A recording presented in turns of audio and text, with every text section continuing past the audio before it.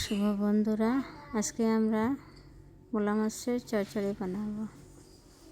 দেখো কীভাবে মূলা মাছ দিয়ে পালং শাক দিয়ে আমরা সুন্দর একটা রেসিপি বানাবো।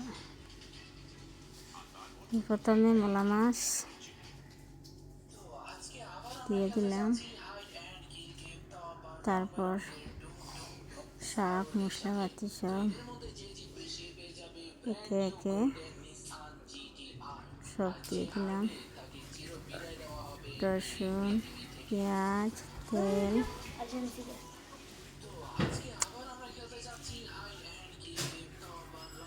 ধনিয়া পাউডার, হলুদ পাউডার, মরিচ পাউডার, শাক,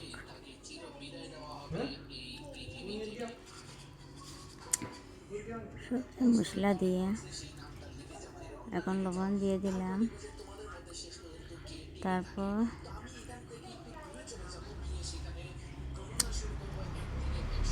অল্প তেলও দিয়ে দিলাম।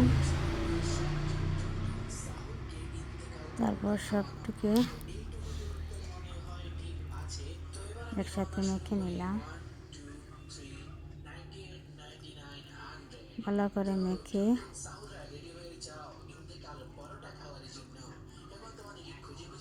একবারে দিয়ে দিলাম।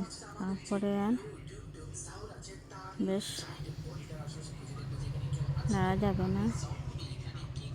তারপর উনুনে আগুন ধরে উনুনে বসিয়ে দিলাম।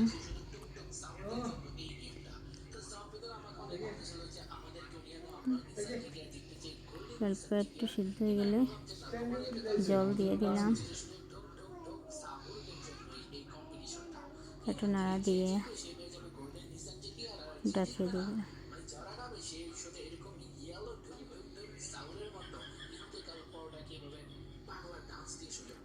এরপর